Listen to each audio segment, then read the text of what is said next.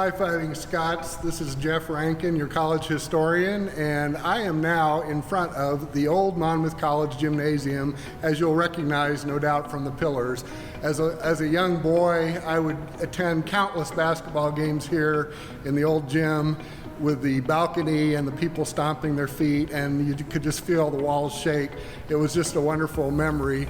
But in those days, there were steps, like 7 steps you had to walk up from 7th Street to enter the gym, and when they renovated this, it's wonderful. They just kept all this original facade to the entrance, but now it's the entrance to our Trotter fitness complex, which is very popular on campus. And as you'll see, when we dedicated this in 2003, George and Maxine Trotter's names were engraved right into the pillar, just as were the architects' names on the original pillar.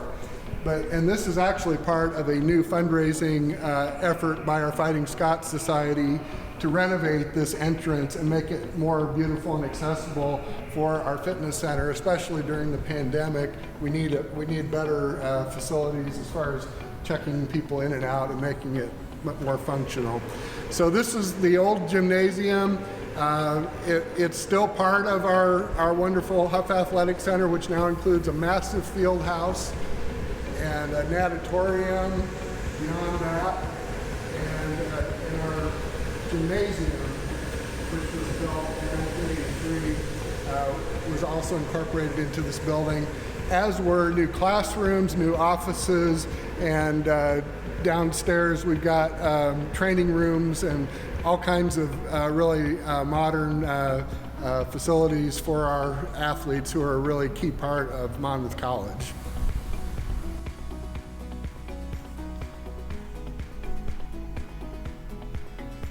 So come on along with me and we'll explore the hidden areas of Monmouth College, starting right in the basement of this old gymnasium and the new Huff Athletic Center.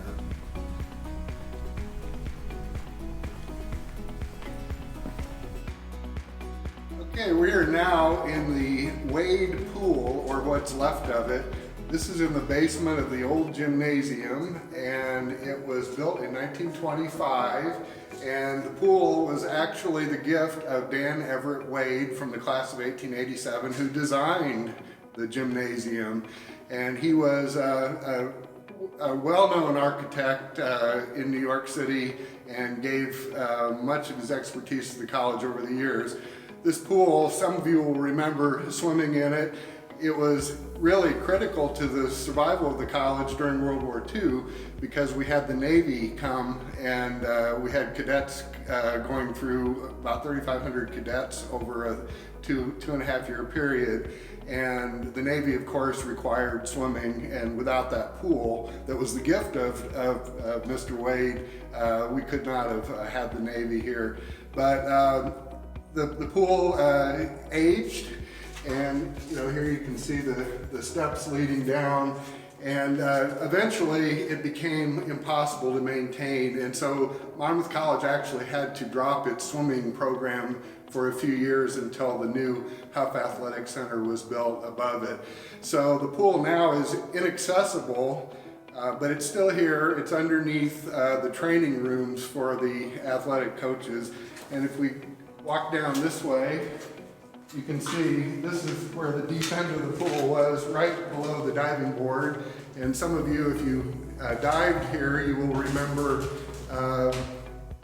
the ceiling of the pool wasn't very high. So if you went very high in the air, you could touch the ceiling as you dived. But the pool was the centerpiece of the college, partly because we had a water ballet every spring, and they did elaborate productions. Things like The Wizard of Oz, and it was like, they did synchronized swimming and that sort of thing, and everybody remembered well, and you had to be able to swim for a while in order to graduate. So as you can see, it's still here. It's something that most people don't even realize is here.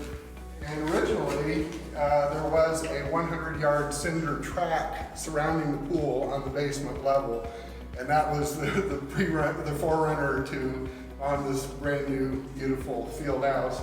that was where athletes would have to train in the winter. It just had bare light bulbs hanging down, and the cinder track wasn't very comfortable, but it did the trick. And then Doc Thiessen, our chemistry professor, who also had a championship rifle team for women, had the rifle range off here on the west of the pool in the lower level. So it's had a lot of history over the years. It's brings back a lot of memories. It's a part of our past. It's nothing like our new Pepper Natatorium, and you know, it's just a whole new. It's just a throwback to our past.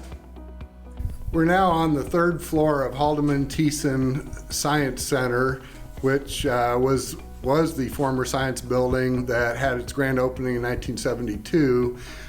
This was the chemistry floor, the third floor, and as you can see, you may remember this mural, this beautiful long mural. It was painted by Marnie Johnson in 1973, and she won the Sam Thompson Prize in the Humanities for it. It's called Elements of Symmetry. And there were similar murals and paintings on the various floors of the building. In the basement was originally geology, and then we had physics and math, and we had chemistry, we had biology on the top floor. So this was state-of-the-art science building in the early 70s. We'll now go down the hall to the office of one of our iconic chemistry professors, Doc Kieft. So we're here in the office of Doc Kieft, and a lot of you will remember him not just as a chemistry professor, but he was the ultimate Monmouth College fan. He went to every athletic event, every play, every art exhibit.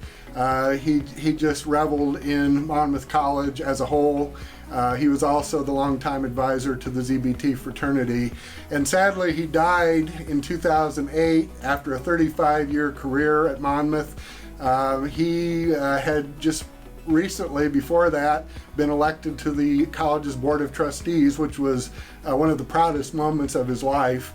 And so this office is as he left it. I mean, it's not quite as neat probably as when he left it, but this was his domain for so many years, and you can still see elements of his life.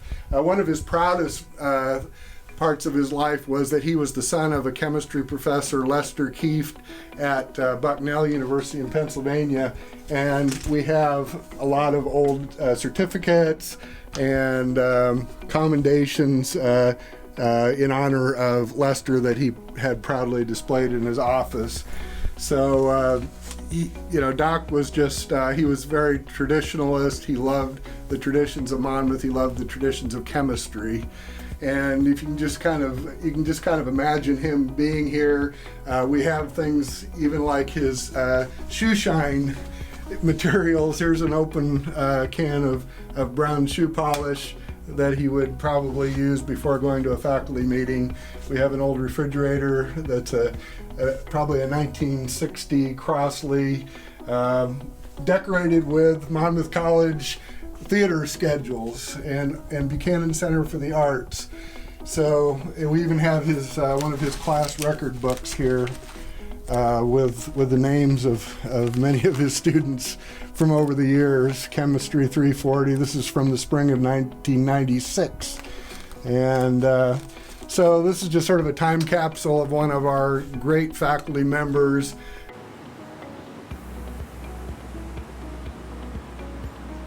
We are now about 15 feet underground in an access area just west of Haldeman Thiessen Science Building, and this access area was built in 2001 when they were renovating the library, and they decided to take the heating and chilling capacity from Haldeman Thiessen into the library. So they needed this space that we're in right now in order to potentially lower new equipment in if they needed new equipment, and also to have access to bring the gas pipes in. But this is just one way that we will show how to access the original steam tunnels that go throughout all the campus, and heat and cool many of our buildings. So we'll head on out and we'll show you some of these extensive tunnels. We're now in one of our newer steam tunnels that was constructed about the same time as the Huff Athletic Center, and we needed to supply heating, cooling, and fiber optic and other electrical connections to many of our new buildings. So you can see how extensive this one tunnel is. Right here we have fiber optic and other communication cables, and over here we have our steam pipes and our return for the steam.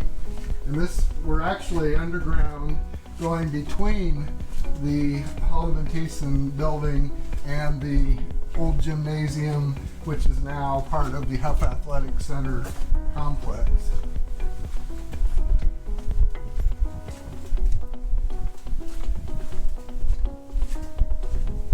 Now we veer off to another angle so we can be closer to where it enters the gymnasium.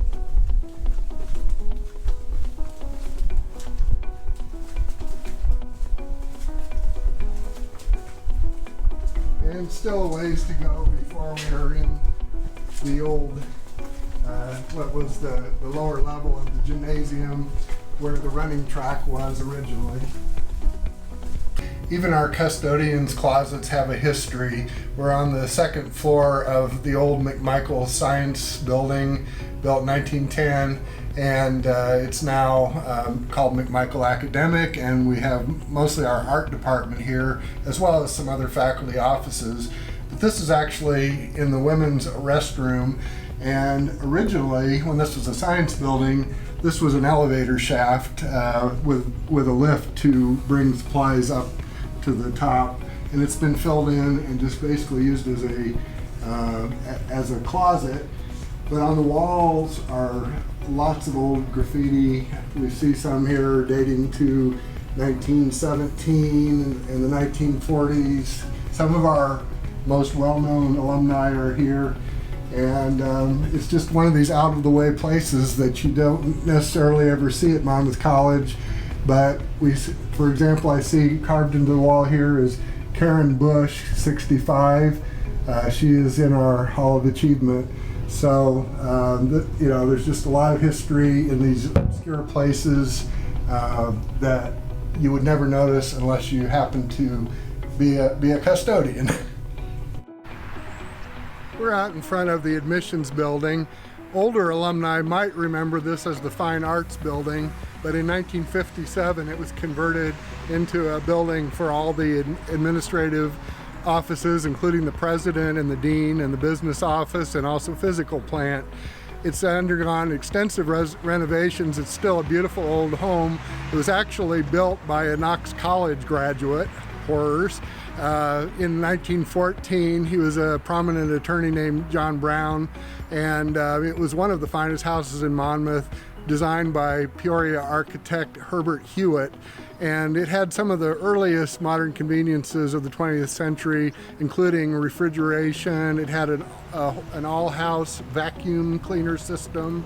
It had a game room in the basement with lots of tables and gaming equipment. Had 4 fireplaces, really modern kitchen, dining room, all those sorts of things. And it was used for different things over the years, but it came into the college's possession in 1932. And we're going to go up to the attic of the building. It's the one part of the building that hasn't really been renovated. It's sort of the way it was originally in 1914. And we'll just take a look around up there in the cobwebby old attic. We are in the attic of the admissions building, and it's like all attics. It's got all kinds of things that weren't necessarily needed from time to time and shoved up in the attic. A lot of things older and newer. I see here is a catalog of Monmouth College literary societies printed here in Monmouth at the Union Job Printing Office in 1890.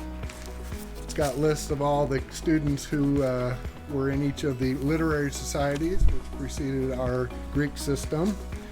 Over here we have some early architectural plans This is an artist rendition of Graham Hall, which was built in the 1950s. And then we have other renditions of when they were renovating McMichael Residence Hall in around 1997. There's just all kinds of things when they were looking at doing a new logo for the Fighting Scots. There's some of the proposed designs over the years. Just all kinds of things that you just never know what you're going to come across.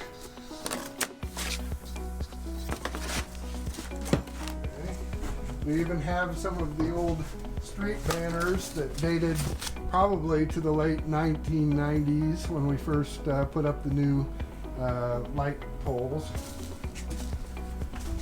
And there are Christmas decorations and whatnot up here. But we're going to go around the corner and look at something really neat, which is tied to our early admissions efforts. A fine house like this, even though it had an unfinished attic, it did have some finished rooms, and this one might have been used for storage of clothing, you know, in the winter when they wanted to bring out their summer clothes and that sort of thing. But it's got some interesting features, and one of them is this really old card catalog that actually has cards that tell of somebody who was admitted to the college. Here is one from 1912. William Bigger from, let's see, I can't read. I think he was, it doesn't say where he was from, but it's telling that he was enrolled in oratory and taking 4 hours, and he had 2 absences from chapel.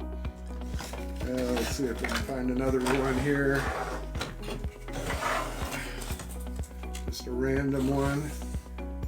Okay, Elizabeth Charlton, History 9, and this was from 1910, and it's signed by Russell Story, who was her history professor at the time, and it tells how many chapel absences. She didn't have any church absences. She had 1 class absence, and she got an A-. So these are just little things that tell our history.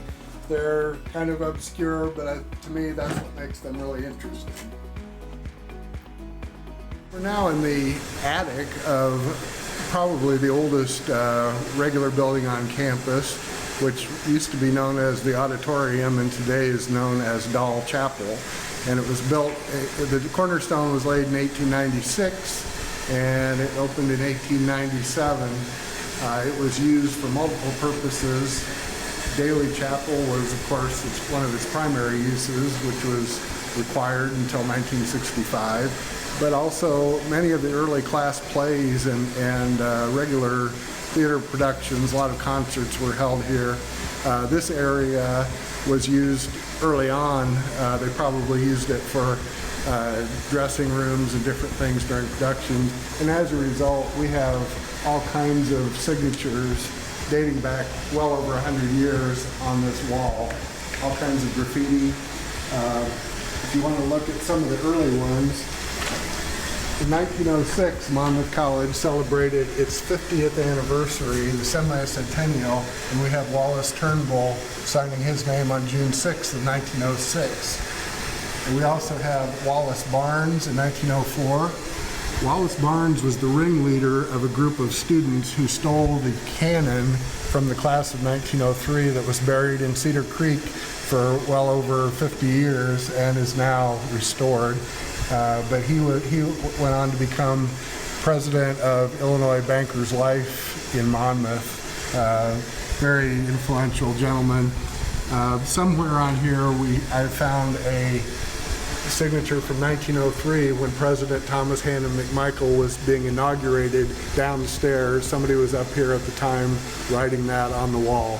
So this is, you really have to climb some ladders and things to get up here. It's not readily accessible, but it sure is a time capsule of Monmouth's history throughout the decades, from turn of the century until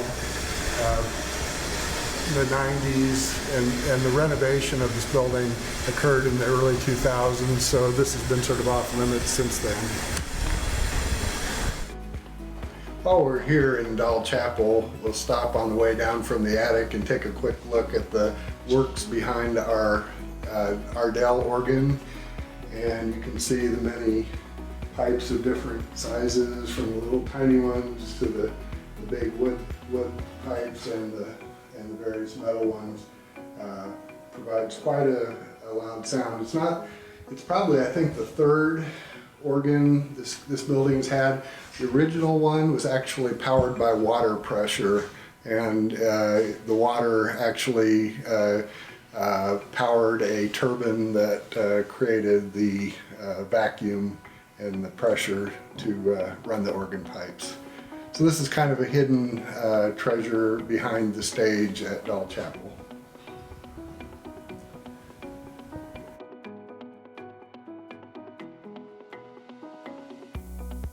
We're going to end our tour at a spot that everybody who's ever been to Monmouth College will remember forever, and that is the cupola of Wallace Hall.